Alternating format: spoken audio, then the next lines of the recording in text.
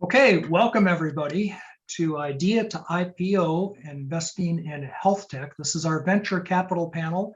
My name is Roger Royce. I'm your moderator. I'm a tax and corporate partner with the Am Law 100 law firm of Haynes and Boone. It's now Haynes Boone.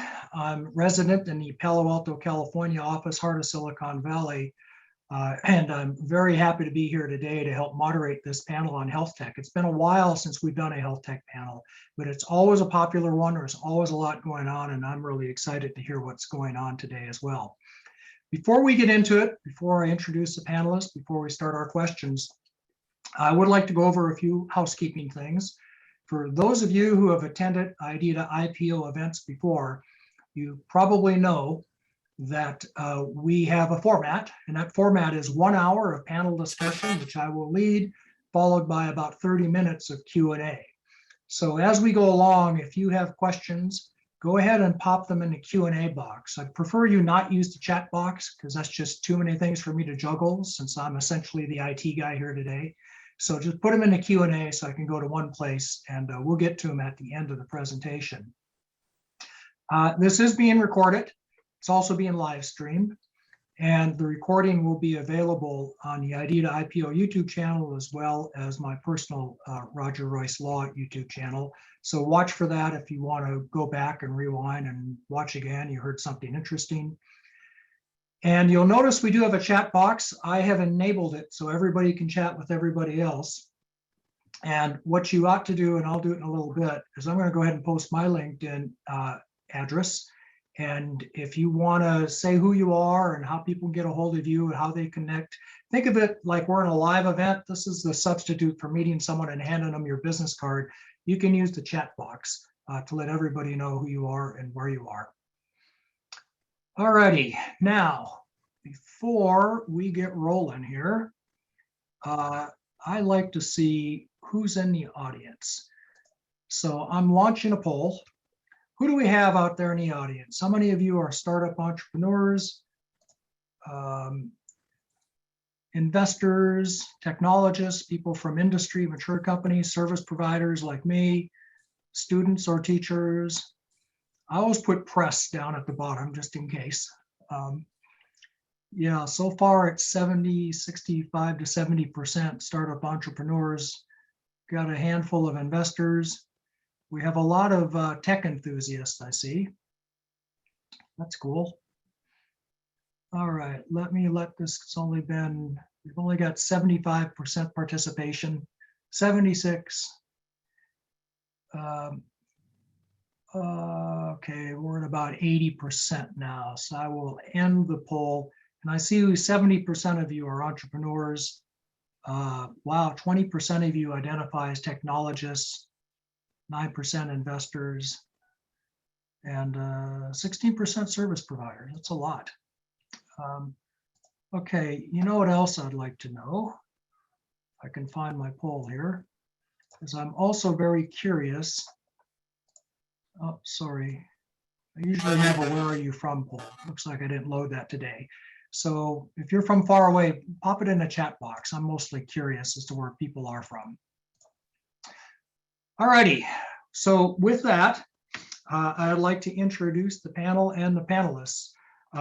This is a panel of investors to discuss investment in health tech startups and the latest innovations in precision medicine, digital health, and health tech generally, the current state of the market, and importantly, what is being funded in 2021 and beyond.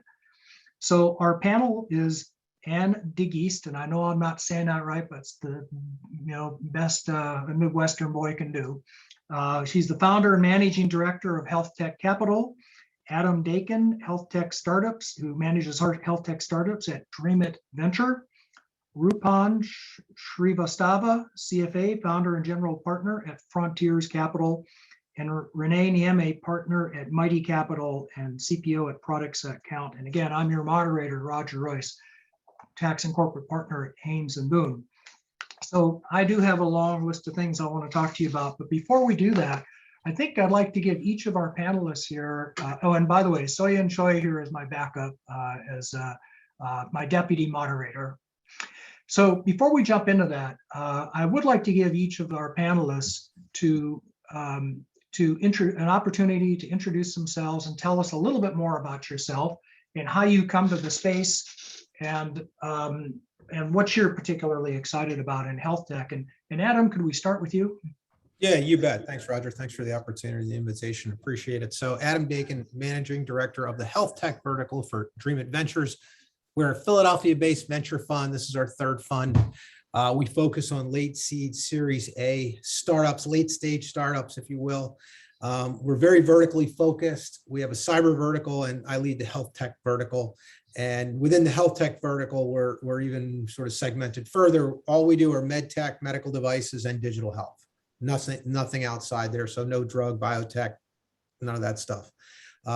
What's really unique and different about Dream It, we run what you could call an accelerator. It's really a late stage growth platform with this network now of 70 enterprise healthcare systems, payers, plans, big pharma partners, where we get red carpet access to decision makers in those organizations by getting sort of our startups to the front of the line, because we're bringing them the best of the best companies. So we're always looking for great early stage startups. Reach out to me directly if you're a startup out there. Go to dreamit.com to learn a little bit more about our fund and our program. And my background is 25 years as an operator, co-founded 5 companies, was the CEO of 3 of them, raised venture money for all of them. A couple went well, a couple were abysmal failures. Jury's still out on the last one. And then 4 years ago, moved over to the investment side with Dream It Ventures. Okay, thanks, Adam. Anne, a few words. Thank you, Roger, and welcome everybody. My name is Anne de Guis from HealthTech Capital. So my background is that I first started on the entrepreneurial side, first in medical devices, launching pulse oximetry, which hopefully all of you have with COVID. And then coined the word health tech 30 years ago by creating this new space I define as using technology from the computer industry to change healthcare delivery. And several big companies came out of that, Pixis, VisiQ, and all of that. And my frustration was extremely difficult in those days to raise money, which things have changed drastically. We'll talk more about that. And started HealthTech Capital 10 years ago in 2010 with the idea of creating a membership organization there with accredited investors, small size VCs and very large corporate VCs, including Merck, Philips, J&J, and ResMed, for example. And so we have invested over 50 companies in the space. So we're a bit like Adam. We don't do any FDA heavy regulation like NDA or PMAs, but we may be looking at live 510K, for example. And we have looking at the business models, which is who pays, and that could be the patient, the pharma, the payers, the providers, and the employers, the 5P, as I call them there. We've announced recently there that in addition to invest in the seed Series A stage that we have done, we are also offering a mentoring program there. So we're not an accelerator with the cohorts and all of that, but we're going to pick and choose companies that we really like, where we can put some of our very active members who have incredible experience in healthcare to basically do an investment there and do some sweat equity to get them off the ground, depending what their needs are. Okay, thank you, Anne. Renee, Mighty Capital. Yes, hello, everybody. Great to be here. Thank you for having me. So at Mighty Capital, I'm a partner at Mighty Capital. We're a reasonably early fund. We've raised two separate funds, and we're now starting to think about our third. We focus primarily in B2B SaaS and life sciences. In our life sciences segment, our specialty is really, around the tools that enable the next generation of care. We like more the B2B model versus the direct to the consumer model. We don't invest in, like the others, any deep pharma or that capabilities. Think using AI to make better decisions in front of the patient, think using AI for research to help inform pharma. Those are the kinds of things that we really appreciate and know. Really what our differentiation is our products that count, which is the other half of the title that was mentioned. We have deep relationships with over 300,000 product managers and product leaders from all over the world, from all verticals of walk of life. And we really marry our relationships with the product world with our portfolio companies, and it helps with everything from product acceleration to exit to even hiring really fantastic product people. We're big believers that the best product wins. My background, not surprisingly, spent most of my career in product, mostly at the intersection of mobility and networking, most recently at Google and Logitech. And this is really my area of passion is, I spent many years developing IoT for consumers. And I've been a big believer that for years that big data combined with IoT is going to just really shift the landscape of healthcare. I'm sure you all share that. So more on that later, but that's a little bit about me. Great, thank you, Renee. And Rupam. Thanks, Roger, and hello, everyone. I'm Rupam, and I launched Frontiers Capital around 9 months ago. We are fairly new. We have three verticals. The overarching theme is to invest in exponentially growing technologies, artificial intelligence, machine learning, robotics, quantum computing, AR, VR. Those are the areas that we like. And the specific application of these areas where healthcare is a major sector for us, because these exponential technologies are going to disrupt large portions of the healthcare sector. So we spend a lot of time on healthcare, but we also spend time on technology, some traditional industries as well, because these exponential technologies are going one by one, disrupting industries, including banking, insurance, finance, real estate. We have three verticals. We invest in public companies, we invest in startups, and we also have a crypto vertical. But the overarching theme is exponential technologies and how these technologies are disrupting particular sectors. Healthcare is important for us. That's why I'm here. We are looking at very early stage companies where we are most comfortable taking technology risks, so we can invest in the seed, pre-seed, friends and family round, basically business plan level investments we can do, and we like IP heavy companies. So those are the kind of founders we like, who have spent, let's say, decades researching one area. Maybe they are a professor somewhere, maybe they are a researcher. They're coming out with their PhDs, their students, their colleagues, and launching a company. Those are the ones we really love. We have a portfolio of around, we have 6 startups, 3 of them are in healthcare. So healthcare is an important field for us. Okay. So Ian, do you want to say hello if you're still there? Okay. Well, and in that case, I want to remind everybody, for those of you who are joining late, and I'm Roger Royce, your moderator, partner at Haynes & Boone.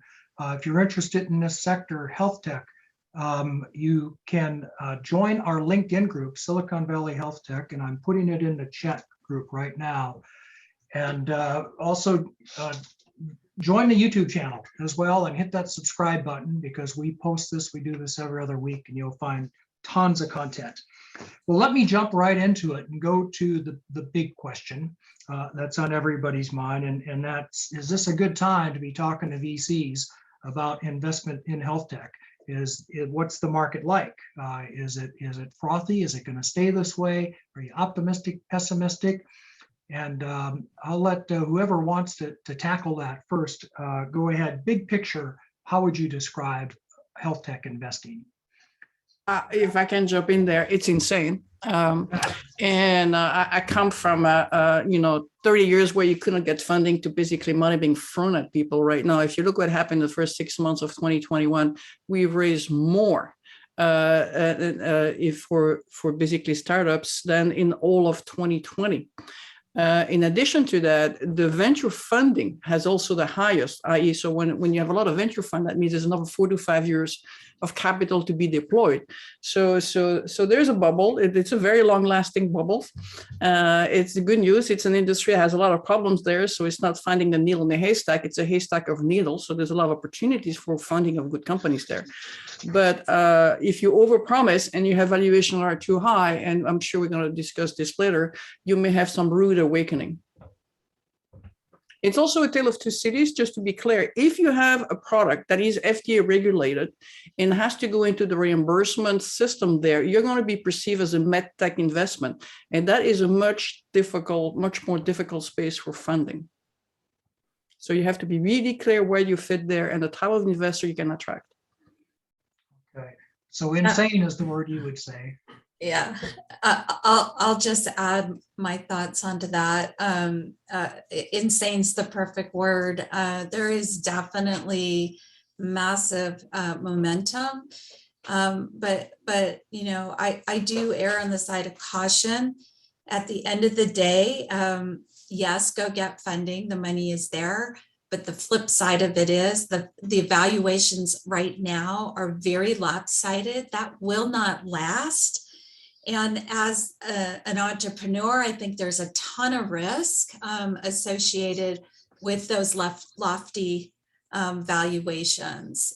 You know, at the end of the day, you know, it has to be a mutually beneficial relationship, or it doesn't work. So it's a very likelihood that those valuations will settle, and so depending on how you play your cards.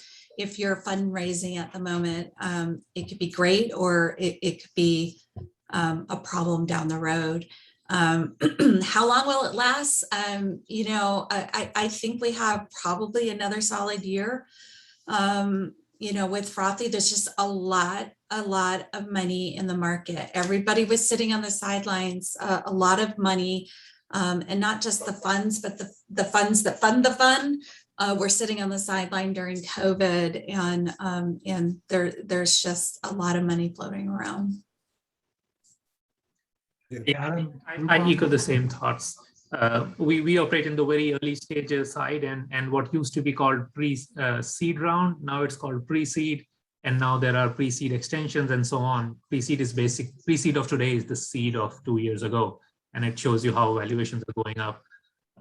So yeah, I totally agree. Lots of money going around, valuations going up, and founders need to, as Renee said, be careful. If they raise their seed round at 20 million valuation, their Series A better start showing some metrics to justify an even higher valuation, and that's where startups start to struggle because they're not equipped to justify 100 million valuation for seed or Series A. Yeah, I mean, to expand on Rupam there is that, sorry, Adam, is that you still have to sell to a provider, so to a payers. Those selling cycles have not shortened, they have lengthened. And so the problem to do the math is that if you have a pre of 20, if you got a crazy enough to do that, and you raise $10 million, which I see some of this crazy Series A there, you have a post of 30, that means you're expecting to get the next round at 60 pre, and that means you need a multiple of $5 to $10 million in sales minimum. You may not get that because it still takes 2 to 3 years to sell to the pilots validated, and that's what people are missing. And then they go crash and burn, and they get acquired by another, more established digital health company. Half the M&A are bigger ones, basically killing the young pups. Sorry, Adam, I didn't want to cut you off. I totally agree with your thoughts there. I think the math, I'll go on record and say this feels like a bubble. To extend the tale of two cities reference, right? It feels like the best of times and the worst of times. It's the best of times because companies that we've already funded are getting these great step ups in valuations, which as venture funds, we get to write up those investments. But on the other hand, we still have to deploy our existing capital. And that becomes a little bit challenging. When I was at HIMSS a couple of weeks ago, and I think I met with a half a dozen, these are digital health, tend to be more on the more lopsided on the software side of the world in terms of these outrageous valuations. I think less so on the med tech side. But I can't tell you how many founders that I've met with or have met with who look you straight in the eye. These are pre-revenue or very early revenue companies, and they're at $30, $40 million pre-money valuations.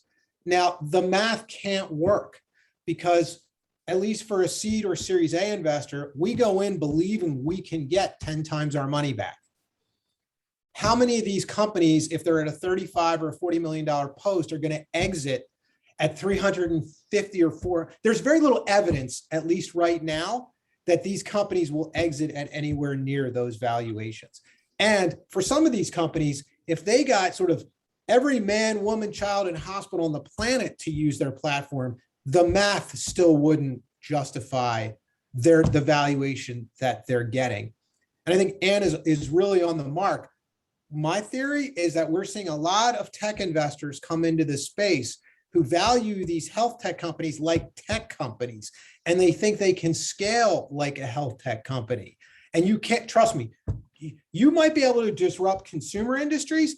Nobody in healthcare wants to be disrupted or disintermediated, right? The sales process is 12 to 24 months.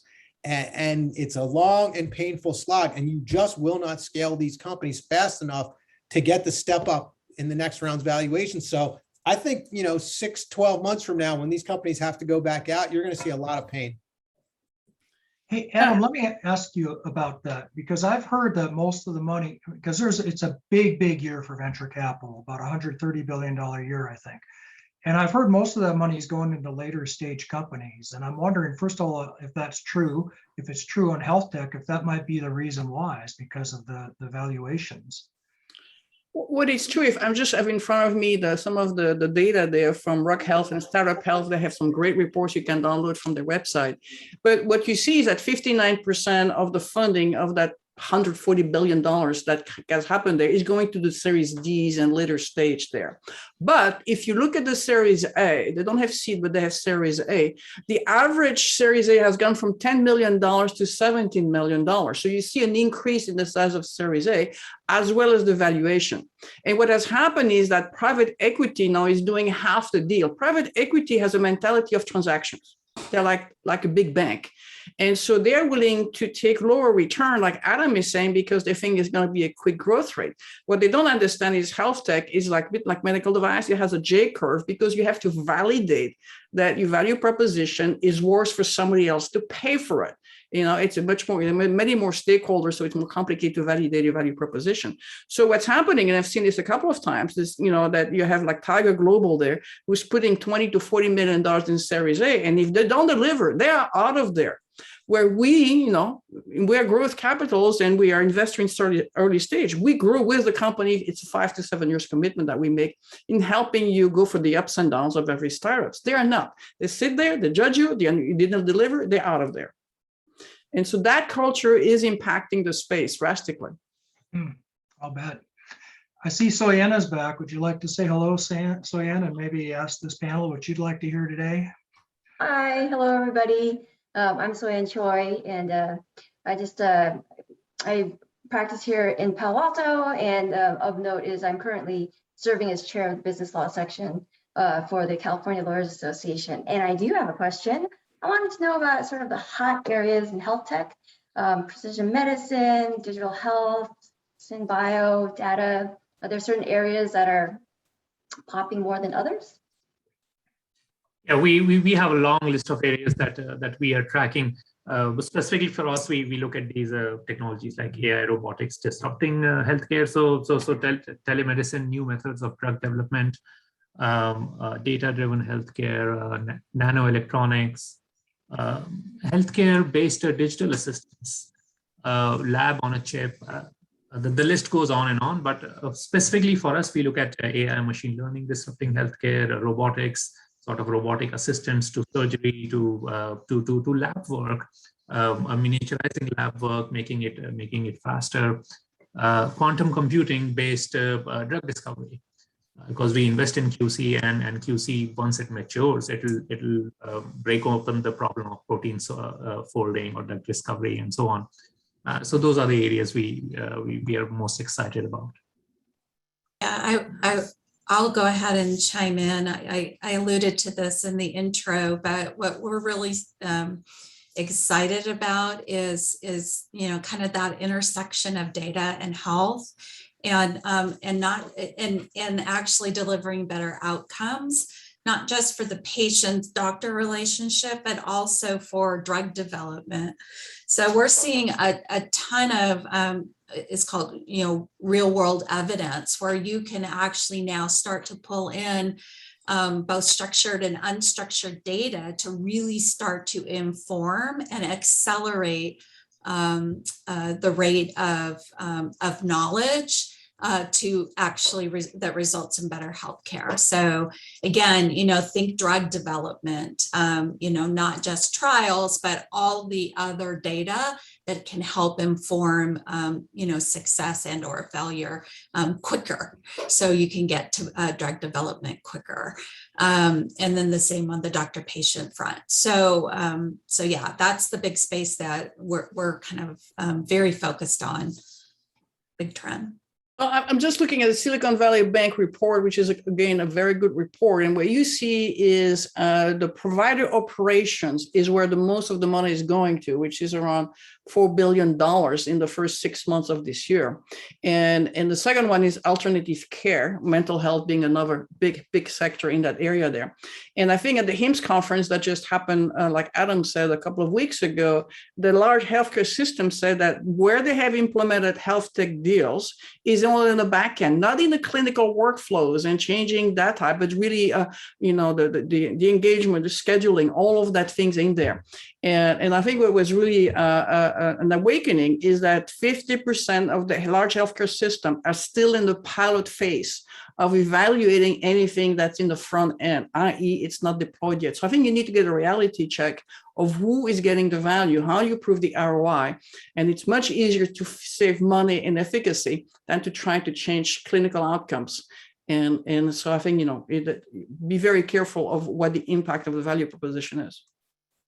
It's probably obvious, but clearly the pandemic accelerated this sort of already, shift to virtual care and remote patient care. But, with the pandemic pretty much kicked down a lot of legislative, regulatory, reimbursement barriers, and sort of these stakeholder groups that were resisting the shift to virtual care, right? Because now you're a doctor, you can practice across state lines, you can get paid as much for a virtual visit as you got paid for an in-person visit. So a lot of those barriers, I think, are gone. And so we're seeing a lot more platforms focused on enabling that doctor-patient, engagement or care delivery into a less acute or lower cost setting. I don't think there's a hospital in the US that doesn't have hospital at home as a top 5 strategic priority. So devices that monitor patients more accurately or give you vital signs or put intelligence behind, predictive analytics while the patient's in the home, or platforms that help triage populations of patients to prioritize which ones need care immediately and then avoid, higher cost or increased utilization down the road are interesting. But that said, those spaces are getting ridiculously overfunded now. So there's 20 or 30 companies doing what kind of look to an investor, they're lookalike companies.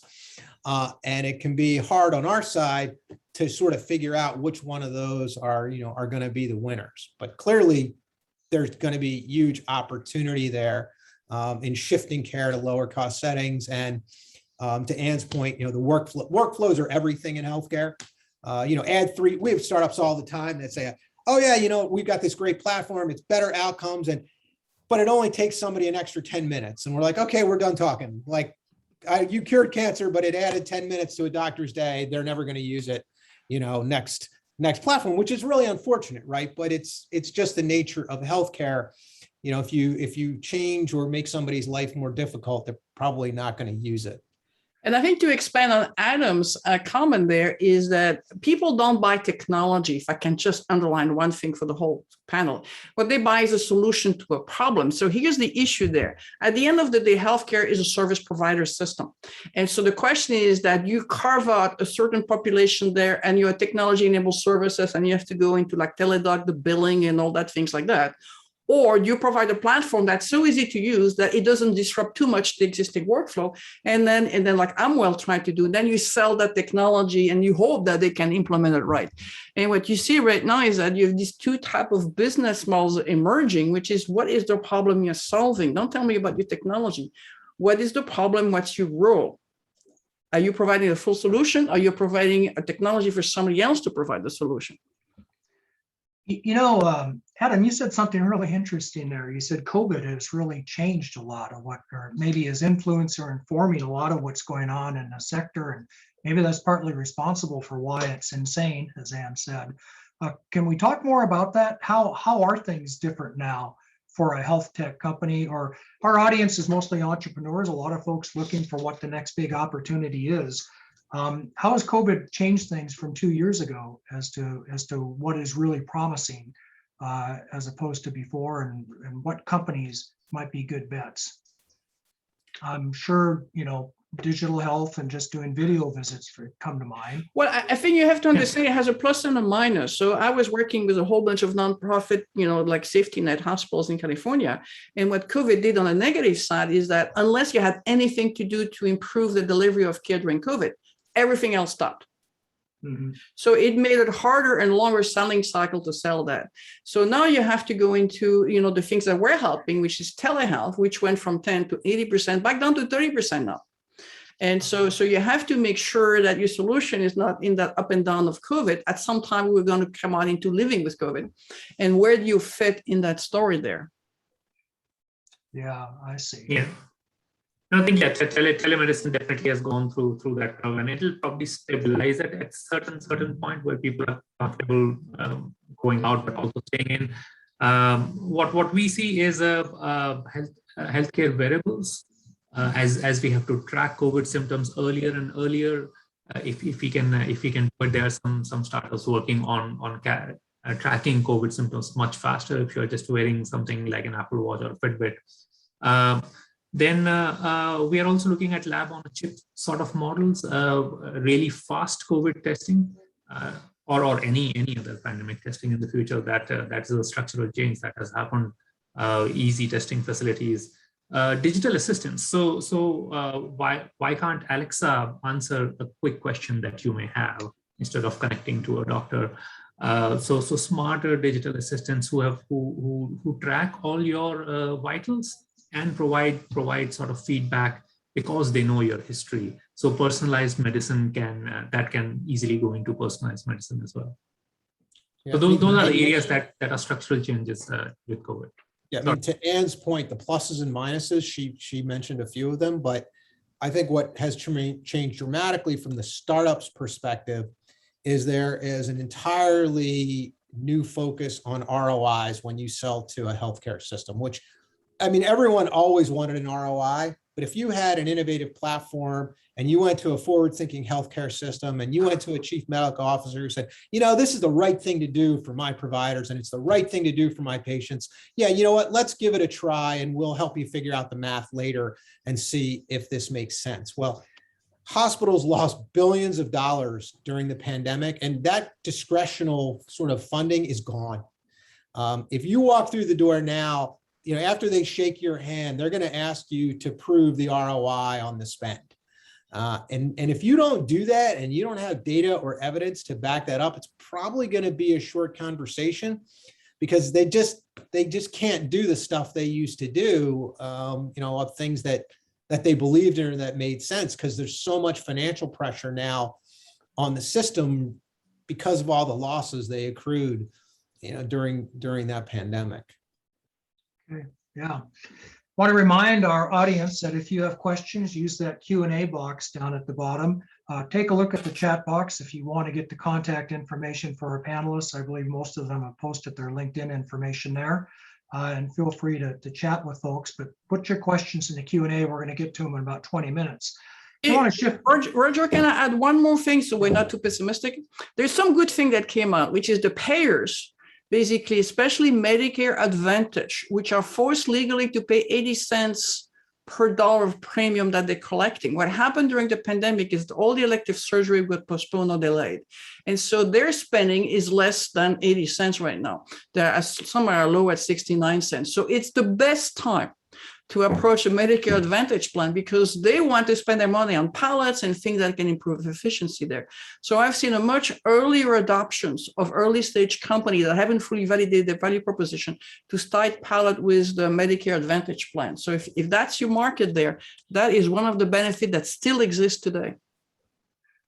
Okay. I just want to add one more trend. I agree with everything that's been said, but on the health tech sector specifically, I think the vulnerabilities associated with geriatric care has really been elevated as a result of the pandemic. And we're starting to see a lot of health tech, even early stage companies that really start to enable better health monitoring and health care in the home, so that that whole aging in place can take place. So that's another big trend. I want to make sure I put that out there. Yeah, interesting. I'll bet that's a big area. You know, Renee, I was about to ask you anyway. You said something a while ago that was really interesting to me. You said you expected this current insane environment we're in, this frothiness, this $140 billion in the market, plus private equity. You expected it to be about another year. And I want to pause on this for a minute, because this is really important, because a lot of our audience, a lot of entrepreneurs are saying, when's the right time, to go out? If I wait too long, is it going to be over? Should I be talking to investors now? Might be a little earlier than I like. My valuation might be a little less, or maybe it's more now than it will be.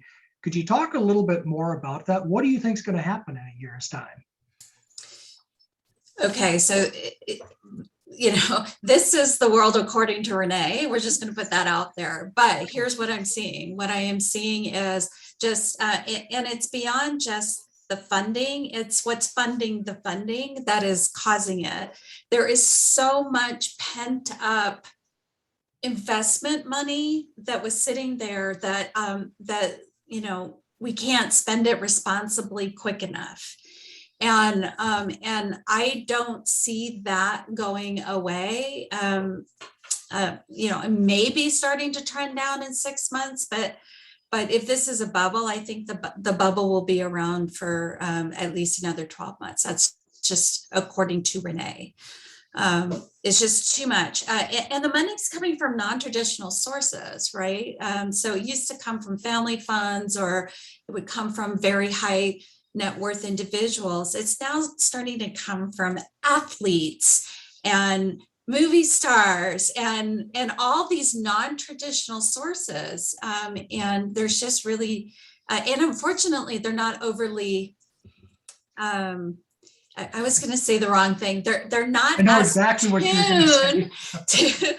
to what's a good investment and not a good investment. So the thought process on the valuations is not where it needs to be. And I don't see that happening. I mean, you're going to have to actually roll out, a few failures for them to go, oh. So that's my perspective, but it'd be great to have other people's point of view on that one. What are the rest of you? Yeah.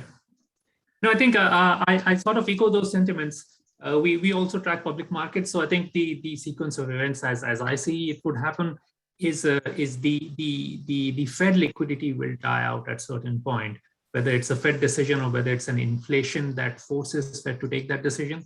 That liquidity will dry out and the public markets will start to suffer.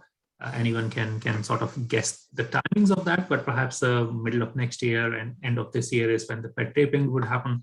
So the public markets will suffer, and that will close the SPAC window, which is already closing, will close the IPO window as well quickly. And that will trickle down to late stage valuations where VCs will start to question, a $1 billion valuation for Series D, whether it's worth it or not. Can this company go public in a tough public environment? So that will trickle down and ultimately sort of enter the VC world or the late stage investing world. If you look historically, I mean, some of us are old enough to have seen a few cycles. There's this exuberance from what's called a private equity, which bubbles down to high valuation and also very crazy IPOs, which not really sustainable, forecasting and all of that. And ultimately, it corrects when the retail market basically said the emperor has no clothes. Where are your sales? Do you have any path to profitability? Now, I think that I'm going to be contrarian with Renee just for the fun of it, because I've been saying this is a bubble for several years and it's clearly continuing to expand. I think that there's so much money on the SPACs. You're going to get a lot of this stuff still going out at eye-popping billion-dollar valuation. We have $30 million in revenues. And there's so much SPAC who have a deadline of 2 years to hunt. And they are going to continue to push some of this supposedly great exit. And unfortunately, it's the retail market, which is us as consumer investors in the stock market, that take the plunge. The same thing happened in 2000 when the dot-com blew up, and I was unfortunately part of that cycle. And so I think it may take a little bit longer there. No, but what entrepreneur needs to understand, because I've been on the entrepreneur side, you are only going to make money when the common has a liquidity event, which is you can sell your stock at an M&A, or you're out of all the restrictions you have on the public company there. Dilution today is irrelevant. Minimizing dilution today may hamper you in getting value in common with what's called participative preferred, which is all this liquidation preference that comes ahead of you. And remember, 80 to 90% of the exits are M&A, where all of that gets taken from the exit money there. So I don't want to go into all the legal details because Roger is there as a lawyer to explain that. But I think it's going to take a little bit longer for that elephant to go, for the snake. Let me pause on that for a second. It's the second time you've mentioned M&A and exits. And you said earlier that in health tech, we see a lot of big companies gobbling up little companies. Crunchbase had an article a week or two ago saying we're kind of in unprecedented times about startups swallowing startups, minnows swallowing minnows instead of whales swallowing minnows. And I'm just wondering if we're seeing that in health tech as well. And again, my overriding question is it true and is it good for the sector or bad? I mean, when you worry historically in other sectors, is when dog eats other dogs to merge, and then they hope they're going to be a swan. And that usually never really works out, if I can use that. If you tie two rocks together, it won't. Yeah, it doesn't float very much longer. And so I see some of that going on, where the people valuation are too high, and then they merge with another one where they think they have now a broader portfolio, and then they just need one VC, which there's a lot right now, that they can't convince. What I see really still happening right now is the big name, the Livongo and all those guys, the Teladoc, who are basically buying things that can add to their portfolio there. But I see a lot of those merger of people trying to basically be above the noise level. And that's the people who have $1 to $2 million in revenues trying to get to the A's and the B revenues, and they can get there because the selling cycle is still a selling cycle. You cannot change that.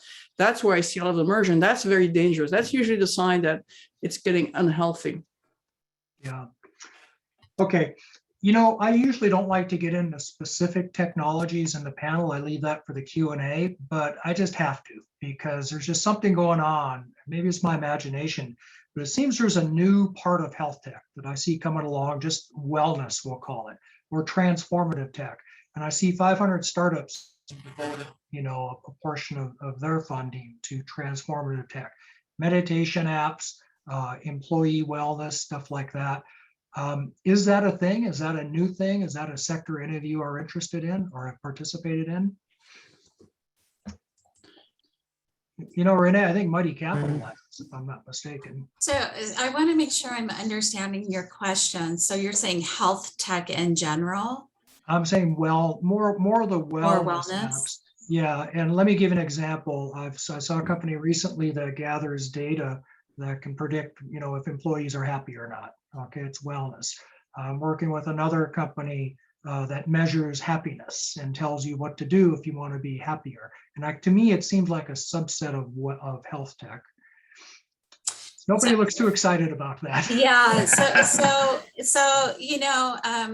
I love Anne. She's so direct.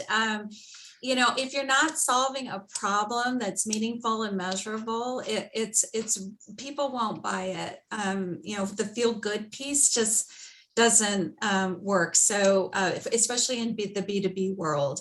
And so in that category, that's really not something we actually kind of shy away from it. What we do like is when you start to use, data and the collection of, either through a wearable or through a sensor, and you're actually able to make material decisions on the wellness of somebody, on the health of someone. For instance, we invested in a company that that monitors diabetes through socks, as an example. And you start to kind of get into that wellness side of the space, then we start to get very intrigued and interested. But do you feel happy or meditate with me is not a space that we're looking at. It sounds like Ron's company. Same for us. No, I think it's the same for us. We're looking for some technological disruption. If that helps you increase your quality of life or quality of experience, then it's good for us. But not the simple stuff, which are more applications, not really startups, from how I see it. Got it. So in other words, that sounds more like a vitamin pill than an aspirin. I think No, but I think maybe if I can challenge you, Roger, you need to rephrase your question, which is who is paying? And who is paying has different criteria. So if you look at the Rock Health report, only 27% of the company funded had a direct-to-consumer business models. We have learned it is really difficult and takes a lot of money, and the cost of acquisition has to be significantly lower than long-term value, and that's where it usually doesn't work.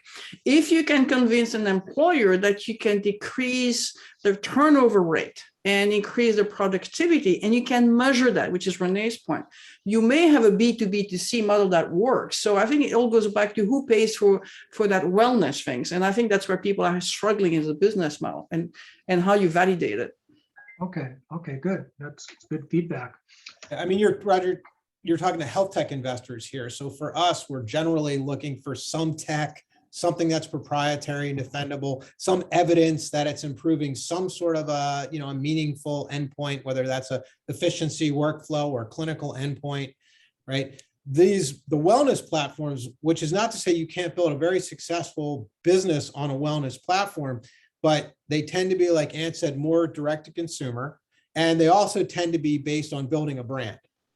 And I think, health tech investors, this group, that's not our strike zone. It's not understanding direct to consumer business models.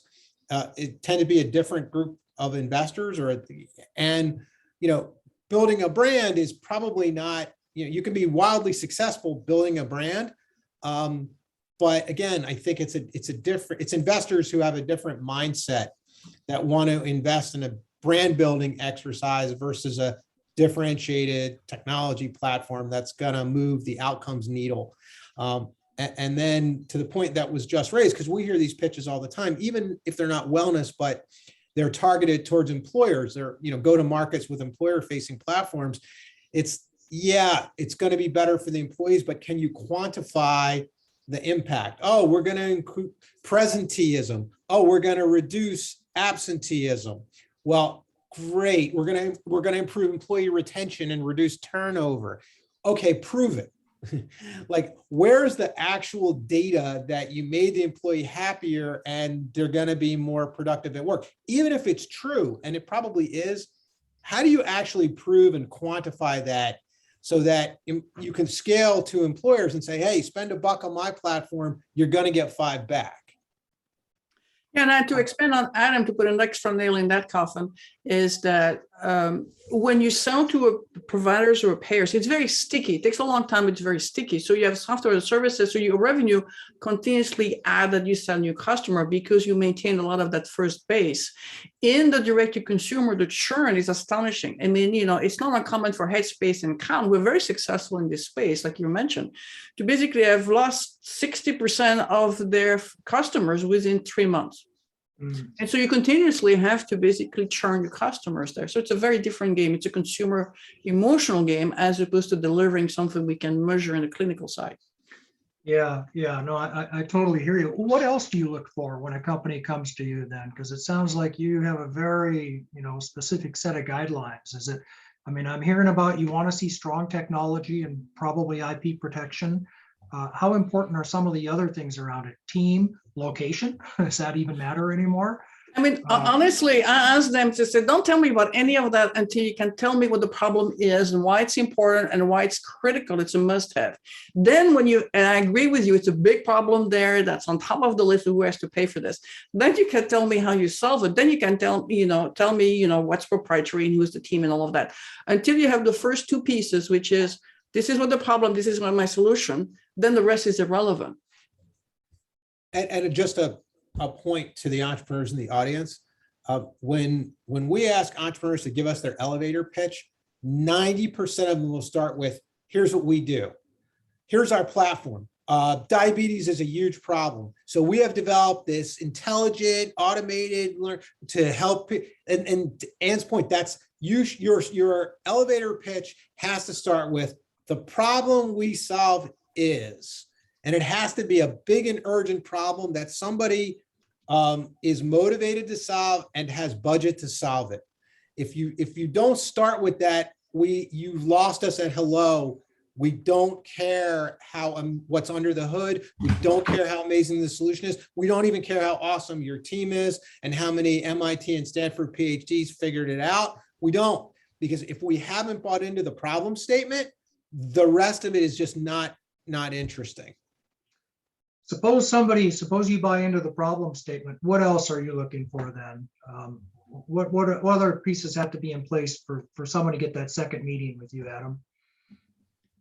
Well, it's all the standard stuff, which is so cliche, right? Oh, we want a great management team and we bet on the jockey and the horse. And I think the audience has probably heard all that stuff ad nauseum. The one thing I will say that probably has changed a little bit from when I was raising money for my companies is a really laser focus on go-to-market strategy, which I didn't really have an appreciation for until I got into the digital health world, because I think in med tech, go-to-market's a little bit more straightforward.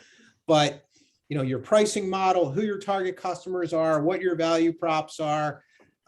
Investors have lost a lot of money on great companies with great platforms that screwed up their go-to-market.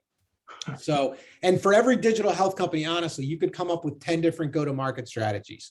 So that's where I think investors are drilling down a lot harder than they did in the past. I think a lot of entrepreneurs don't necessarily, like, why are you pressing me so hard on my go-to-market strategy? My widget is amazing. And you can almost see the bubble go over their head, which is like, you're too stupid to understand how great my platform is. I think to expand on Adam, if you look at medical devices, you have a product risk that's very high plus an FDA risk. So you always go after an existing market who wants a better widget. If you look at health tech, it's exactly the reverse. You basically take a product that has low IP, that has low product risk. You can find a way to make it work. The market risk is where it's happening. You create a brand new market, and you have to disrupt an old one there. So if you look at companies that have failed in the space, the product did work. The customer who basically used it liked it. It was the go-to-market that they failed. It's the scaling up of the go-to-market. That's where they failed, systematically, one after another. Rupam, I want to come back to you. I just have a hunch that you might have a little bit different take on this, especially given your focus on things like AI, and I think you even said quantum computing in health tech. Do you see things the same way? No, sorry. I do have a different take, because we operate in very early stage. So we are about the idea, we are about the innovation. Go-to-market is sort of step 2 for us. So even if our entrepreneurs don't have the go-to-market figured out, we sort of go easy on them. Of course, go-to-market is very important. We ultimately have to make money. The company has to make money. We are sort of in the funding the idea business. So we face a different set of risks of making a wrong decision. The risks we face are that the idea may not be worth anything. We see two parts for the idea. One, that it will change the world, it will become $1 billion unicorn and so on. The other is the idea may fail because it's too early for its time, or it's too complex, that the market doesn't want to accept it. But it might be interesting to a larger company where the idea will have a longer gestation time and more resources. So we may want to sell our startup in case it is failing in the traditional sense. We may want to sell it to a larger company. So we like ideas which can, of course, change the world, or which can be useful to a larger company even if they fail. So we have a slightly different lens because we are extremely early in the ecosystem. I thought so.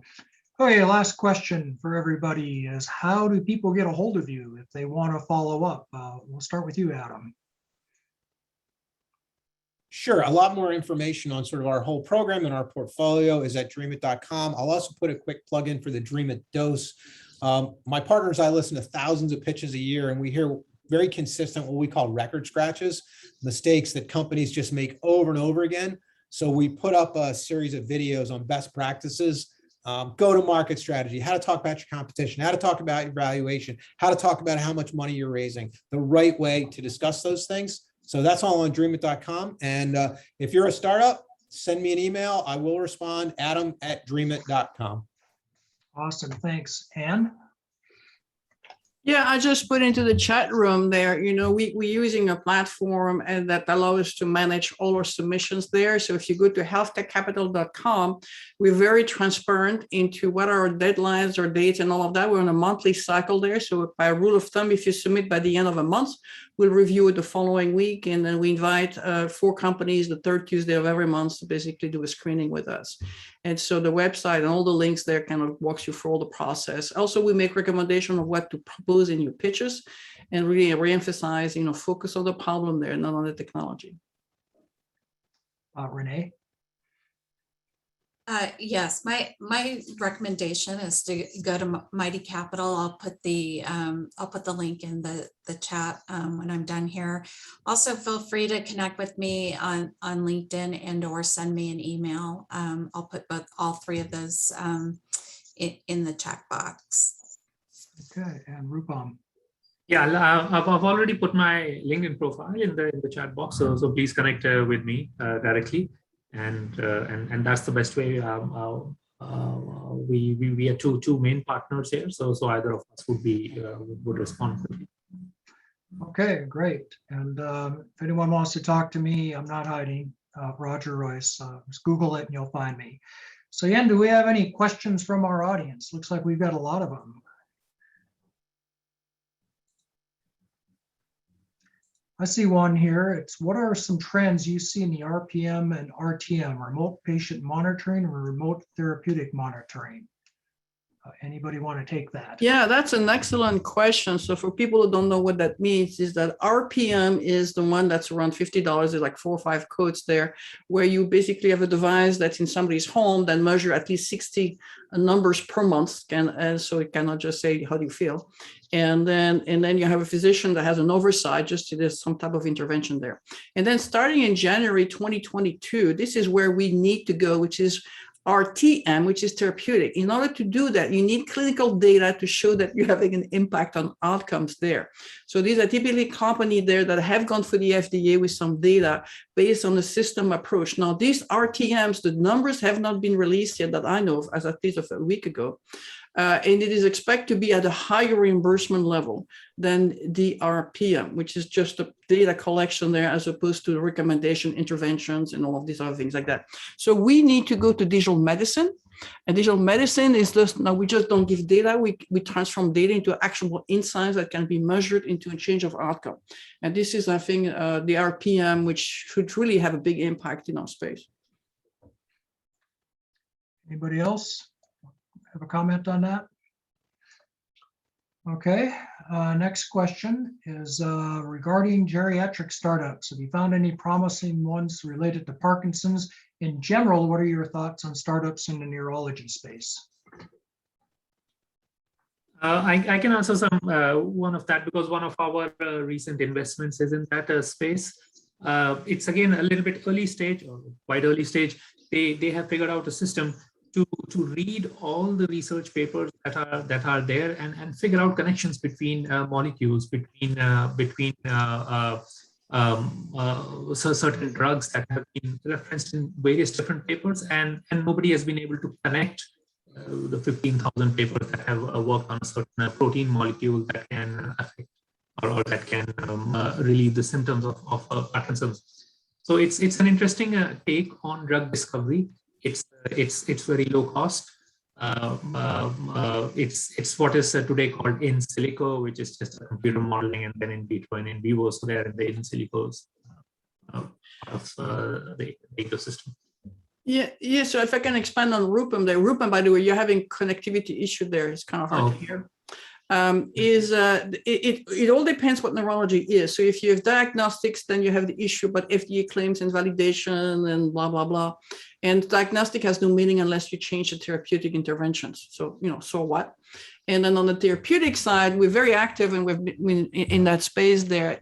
We've seen some really cool products, especially in Parkinson, that improve their life and the quality of life as opposed to being basically cure. And so I think I encourage people to say there is diagnostics, there's therapeutic, and there is improvement of lifestyles. And then the issue is that is the price point low enough that you can go direct to the consumer, or you have to get some new reimbursement code, which makes things much more complicated. Okay. So yeah, you want to give us the next one?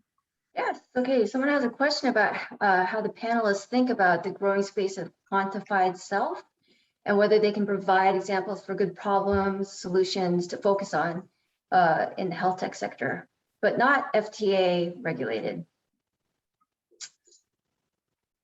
I don't even know what that is. Quantified self. I guess does the questioner assume or is assuming all the health data that we can collect on Fitbits, on wristbands, and those kind of things, and sort of quantify yourself in a way to have personalized medicine? There are a lot of approaches to that. If that was the intent of the question, there are so many approaches. Whether it's a behavioral tracking what you do, or tracking your vital signs, tracking them cheaply and accurately. If that is what quantified self is, then definitely a lot of work happening there. Mm-hmm. What people have found out with quantified self is that there's a sub-segment there, and probably all of us on this panel there, who basically buy all the gadgets just to see because we're very curious there. That doesn't mean it's a sustainable market. And I think what a lot of people have discovered where is goal goes back to the business models, kind of saying the same thing over and over again, which is this a direct to consumer? How big is that market that's going to pay hundreds of dollars, if not thousands of dollars for this kind of customized optimization of health? Or is this a B2B2C? And then you go back to the question, why would somebody else pay for you? Okay. I mean, I think the point, key point here too, is we look at a lot of platforms, but I don't know if it really falls on the quantified self, but a lot of this additional information, like the point you were making, and about the diagnostic, right? If it's not going to change a treatment or an outcome, like, don't take the temperature if you're not going to treat the fever.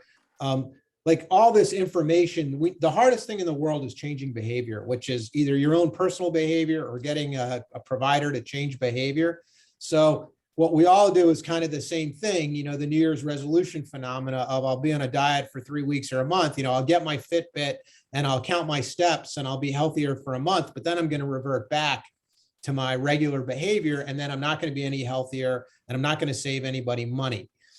So all this information, I think, is yet to prove that we can actually change behaviors in a sustainable way that ultimately results in a better outcome or a cost savings. Yeah, I have a slightly different perspective. I do believe, and I'm starting to see, I think we're just at the tip of the iceberg. And I don't know if it's Fitbit, if it's Garmin, or if it's the iWatch, but we're starting, as we collect the data and we're starting to see companies that are doing this, that you can start to see early signs of disease. We were working with one company that was collecting the personal data, happened to be a sensor that went into your bed. And they could actually predict if you were about to have congestive heart failure. And so I think that there's a whole new area of value that is going to emerge. Like anything, compliance for those that are really, sick, compliance is going to be an issue. But I think there's a whole subset of the population, and of course, I'm in Silicon Valley. Here's my iWatch, but we wear these things anyway, and as that trend changes, compliance becomes no longer an issue, and it's like, okay, what what can you reasonably do with that data to improve health outcomes? I actually think that that there's a there. Okay. Want to remind our attendees, not one of which has left, by the way. So that's we must have a heck of a panel here. If you have questions, put them in the Q&A box.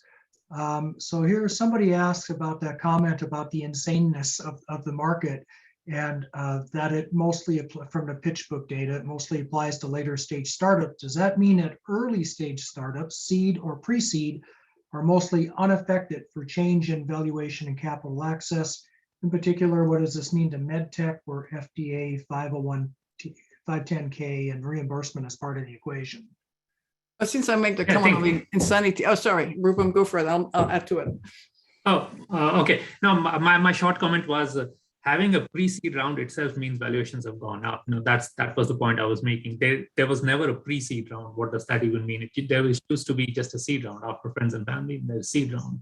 Why do we have a pre-seed? Because people are just sort of raising more and more money at higher and higher valuations. Yeah, if you look at the Halo report, which is on the Angel Capital Association somewhere, if you Google it, you can see the evolution of the seed Series A, which is where the angels are actively involved, has pretty much double or triple in valuation over the last 5 to 6 years. And so, yes, the valuation have gone up, which means the bar to deliver after you get the money is higher. And the other thing that has changed, which I have to bring up, my favorite subject, it's called SAFE. So typically there's several things we're looking that's happening. One is what's the valuation, but also what's the instrument. It used to be 90% of angel investment were priced wrong, and everybody was aligned to create value over time. And if you create value, everybody gets rewarded there. Now what we see is giving these ROUs, which are not a note, it's a piece of SAFE from the Y Combinator, who basically say, if I ever raise money in the future, I may convert, and there's no board oversight, there is no all the what if scenarios. And we refuse. We may have done a few, because that was the only choice we had. But I think it's more than just a valuation. It's the lack of oversight, the lack of willingness of the entrepreneur to see us as partners in helping them, as opposed to, I hate to say, the dumb money that we can get from anywhere. And I think that culture there historically always backfires. So is it the SAFE instrument that you don't like because it doesn't? The SAFE instrument, the problem is that the SAFE was designed to basically raise your first 100K for friends and family before you even had a corporation. And then, whenever you do all the legal paperwork, it converts. That was the original idea. What has happened now is that people are raising SAFE of $2 to $3 million, then another one, and then another one. They're piling them up. It typically doesn't have interest rate. They may have a cap. They may not have a cap. It doesn't tell you what happens if the company gets acquired. It doesn't, and very often what happens is that it is being done for a control issue where the entrepreneur doesn't want anybody on the board, because when you have a price round, you have the investors on the board and you have really these people helping you. This is not just a judge looking at what you're doing and criticizing you. We're there to we're totally aligned. We want you to succeed. And so I see a lot of these people are piling up this SAFE, $6-7 million. And what I've seen, which is even more insane, is people doing a SAFE after they've done a price A Series A. It's insane. And so what happens is that you end up having to, if you do the $6 million accumulation of SAFE rounds, for example, your next round has to get fresh money that's more than $6 million, just because those people have to dictate those terms. So now you're talking a $15 million round, which means you have to get revenues. And I'm back to my problem. Yeah, for those of you who might not be familiar, the SAFE that Ann's talking about, it's an acronym for Simple Agreement for Future Equity, and I do tons of them. And I will tell you as a lawyer that they're a simple agreement for future equity. They're not simple and they're not equity. What they are is a right to invest. They're a replacement from the old convertible notes, which were a replacement for the bridge notes before that even. And the issue here is that SAFE investors tend to ask for a lot fewer rights that sit on the investor side. They're not usually getting a board seat or maybe not even an observer. And on the company side, you defer that valuation decision, but the trouble founders get into is they don't really know how much of the company they sold a lot of times until that day of reckoning comes. They do a financing and all the SAFEs convert. We do a whole hour on this. You can find it on my website. So Roger, briefly, is it, and you can chime in here, but is it is a convertible note a better sort of option? Like, it doesn't have all the costs and regulatory burden of a priced round, but it has a little bit more of the governance and the security than just a safe. Yeah, I mean, my experience is that what's nice about the note, and my experience is that honestly, Roger, it costs the same amount of money, maybe an extra $5,000, is that it says all the what if scenario. What happens at the end of the 2 years? What happens, if you don't raise new money there? What happens if there's an M&A before that 2-year period of time? And so everything is negotiated ahead of time. So there's no surprise. The worst thing you can do with the existing safe is that you haven't had those discussions. And when the company is in trouble, which happens 80% of the time, they are not able to raise it, or they don't raise as much, or whatever happens there. Now you are in a position that's really unhealthy on both sides because you're antagonistic to each other, because you haven't pre-negotiated all those scenarios there. The other thing that people need to understand is that with a safe and a note, for the angel investors there, none of the tax clock starts. So we have an advantage there in the US. If I buy a stock as an individual there and I hold the stock for 5 years, I don't pay federal taxes. That is a huge benefit. If I invest in a note and a safe that lasts 2 to 3 years, which is not uncommon now, none of those tax clocks work. So I have an advantage if I have 2 choices of investment to do the one that starts on my tax clock. Yeah. So for the audience, your perspective is a little different if you're the company or if you're the founder. But what Anne's saying is that it's a long story, but there's a holding period requirement to get a good tax result, and you don't get that with a safe. You do get that if you do a priced round. Basically, safes are very safe for the startup and not so safe for the investors. That's a good way of saying it. I mean, when I'm on the company side, I say, let's do a safe. If I'm on the investor side, I'll say, let's do a note or maybe even a priced round. So Anne, you had a question there about athletes. Yeah, I thought there was a really interesting question for Renee specifically, and it was about your reference to athletes and movie stars as investors and how that operates. And there's obviously a cap on that source of capital. And so if you could speak a little bit more about that. Well, so first of all, I was using that just as a random example, not as a point. The bigger point was really all about there's non-traditional investors starting to come into the venture world, the venture funds. It's specifically on athletes and celebrities. I am not an expert. The way that it works is, the funds have limited partners, and they would just add limited partners that are non-traditional. Typically, limited partners are added because of either their skills or their money. And in this case, they're starting to consider adding athletes and athletes and celebrities. I also seeing a trend, like several of the companies. And by the way, I'm of the fan, like, do not do this as an entrepreneur. If you take angel investing from an athlete or a celebrity, that is not a signal of goodness necessarily as an investor. But I do get a lot of guys come on, hey, I'm really cool. I've got, XYZ football player on our cap table. And we're like, yeah. So what? I was So, literally yeah. on so the point here is, as investors, we're looking for outside experts, people who are sophisticated and knowledgeable about your platform and your space and your market, to validate the need and the opportunity. Also, we want those folks, if we're not setting the valuation, we want somebody like that to set the valuation. Because I was literally on a call earlier today with a startup who started kind of the 2 classic record scratches. One, and he's like, and the owner of an NFL football team just put $100,000 into my digital health company. And we were like, so what? Like, I think that's awesome, but I'm not sure that he knows a lot about the digital health market. And second, I don't really think he's going to be able to help you a whole lot unless he happens to be friends with the owners of a lot of healthcare systems, right? So we're looking for sophisticated investors who can evaluate the opportunity and validate it too, who can add value through their insight, their knowledge, their networks.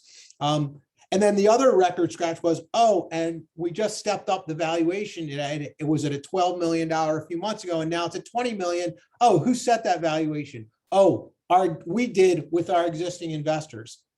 It's like, that's not really validating, that's not a third party independently coming in and putting a value on where your company is today. So again, that's a bit of a red flag for investors when the insiders, who, by the way, were not sophisticated digital health investors to begin with, go ahead and set the next round's valuation and then just assume that must be a fair market valuation. And hey, we should be able to attract new investors at that valuation. And I just need to say one word, Theranos. I was saying the same thing. Don't be the Theranos. Kind of related to that, how about crowdfunding? You see a crowdfunding on a cap table and 100 small investors or whatever, is that a good, bad, or indifferent factor? Well, I think, as you know, as a lawyer, it depends how they got the crowdfunding there. If they are now going to be regulated as a public offering, as opposed to a private offering, 506B versus 506C, it has long-term consequences on their future funding. So we are technically, when people pitch to us, we ask them to certify that they haven't done crowdfunding before, because it puts a higher burden for future investors. Even if you go on the board, I may be liable for what happened before I was on the board. And so there's a lot of issues there. It hasn't succeeded. And I think for the point I think you're hearing from everybody else around here, because a lot of those people, they write small checks and they really don't validate the value propositions there. So I haven't seen in the last 5 years since crowdfunding is available, anybody that moved the needle. The Kickstarter for the product is different, because the Kickstarter allows you to do really a cheap market research to show that here's a product, you haven't sold it yet, but it's going to be available in the next 6 to 12 months. And then you have this huge demand. So if you have a direct-to-consumer business models and you're trying to validate this, somebody wants to eat your dog food there, the Kickstarter is an interesting concept there, but that's buying the products ahead of time as opposed to buying equity. Do the rest of you agree with that? Because it's an important question, because there's so many companies doing Reg CF crowd financings now. The limit has just been raised to $5 million that they can raise in a year. So you're going to see a lot more of it if you haven't already. And if it's a negative thing, people should know that. I think the way I see crowdfunding is it's a big boon for small businesses, not so much for startups. So small businesses are, they are not looking to become a unicorn. They just want a sustainable, profitable business, probably never raise equity from VCs. Crowdfunding is great for them. That's why it's great for the economy ultimately, but not so much for startups. If I see a crowdfunded round in a startup, yeah, I would question why was there not a VC or a round angel or someone else putting the money in. Yeah, okay. Want to remind our attendees, if you have a question, put it in the Q&A box. I can't keep up with the chat at this point anymore. The next 3 questions in the Q&A are really the same question.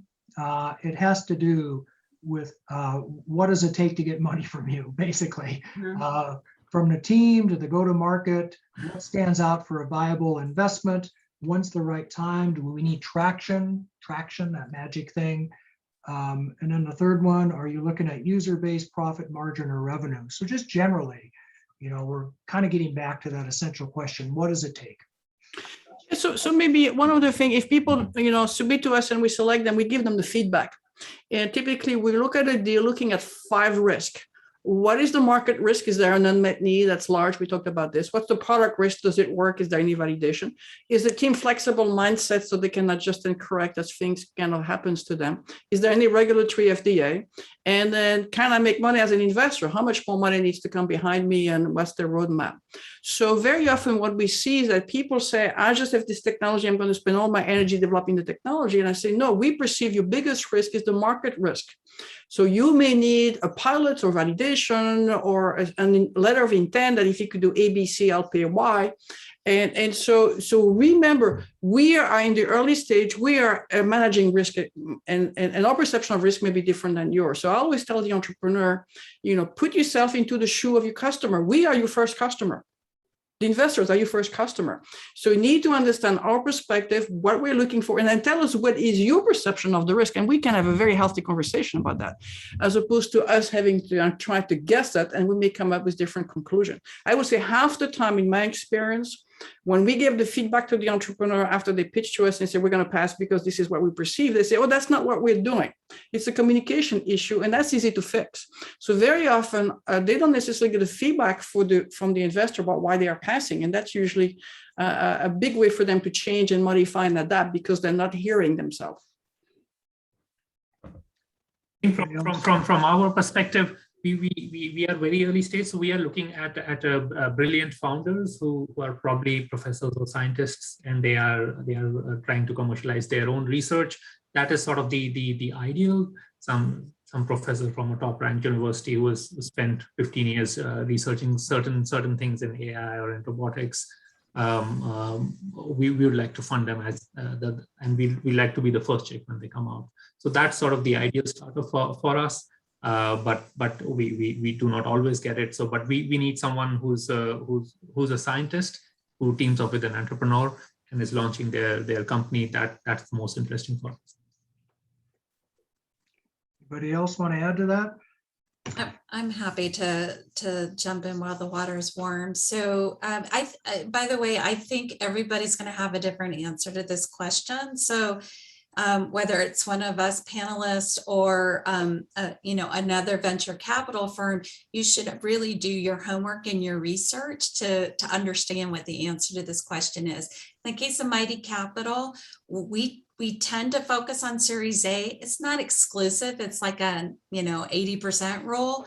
So we're looking for early traction in our case. We want to know that there's a little bit of repeatability, that you've got some product market fit. Even if it's in one vertical and you intend to add verticals, we want to see that product market fit. And then after that, we look at the size of the problem and the elegance of the problem that you're solving, and we look at the team. I'm going to tell you, and I know this is very trite. A couple of you on the panel have already said this, but most of our mistakes are because we invested in the wrong team. Flip that to be the glass half full. Our successes are because we invested in the right team. And so we spent a lot of time on the team, on their history, on the trust, on the rapport is super important to us. And then we look at, the fairness of the terms, and we look at the exit. That's kind of what we're looking at. You may think that Series A is too early for the exit, but it's not. The entrepreneur's got to have a mindset of what they want to do with this company. What we don't want to invest is, an entrepreneur who wants to just run this at, 5% growth a year forever.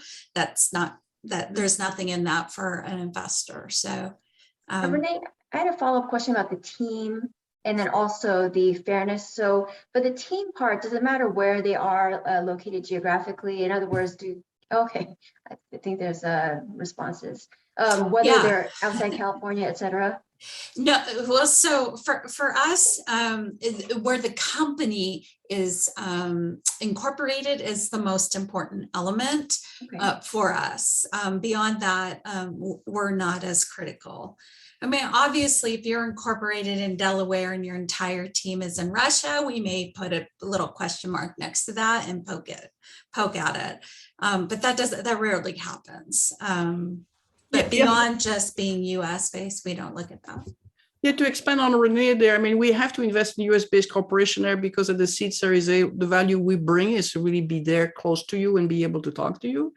And then the nice thing that happened with COVID is that I think the sense of geography in Silicon Valley venture capital, which is only west of the Rockies, is basically has expanded now. So I think what people are looking at time zone for Zoom to be much more convenient.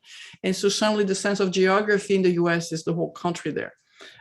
So I think that's a good thing for the entrepreneur. But at times, I do get requests from Ukraine and Africa, and we can help them. I mean, that's too far. Okay. How about the rest of you? Because that is an important question. We've had a number of questions around that, because there was a time when we used to say, you got to be right here in Silicon Valley to get venture. But it seems like that's less of an issue now if you got the right company. Isn't that true? Adam, Rupam? Yes, totally. In fact, the previous partnership that I was part of, Draper Fisher Jefferson ePlanet Ventures, that partnership launched the first international VC fund in 1999. That was the first fund out of Silicon Valley to invest in any startup anywhere in the world. That was the mandate. So we are very comfortable with sort of international investing. My current fund, because we are focused on very early stage and sciencey, lot of IP stuff, we tend to attract startups from great universities. So wherever they are in the world, we do focus on the incorporation. We want them incorporated in the geographies we like. US, of course, is the most important. But we are open-minded regardless of where they are. It's more the incorporation that we care about rather than where the IP of the team is coming from. Yeah, I've been doing an informal survey since the pandemic started, and I've been asking my venture colleagues, at the beginning, would you invest in a team that you never met in person? And at least 85% would say no.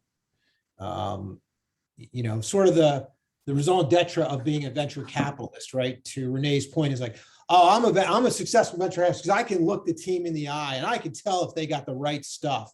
Like, do you have the eye of the tiger? Am I going to invest behind you? I want to pressure test you in a room with me, ask you a lot of hard questions, you know, close your laptop and give me your pitch.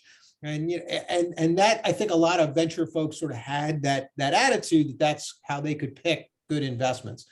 But honestly, now 90% of the people I ask say they've already invested in a team they never met in person. Mhm. So you sort of don't have a choice if you want to invest capital in this new world order. You have to invest in teams that you've never met, and you can't just I think it's really hard unless you're a very small fund with a very limited focus, with a great reputation that can just pick and choose the deals they get. It's incredibly hard to limit yourself geographically.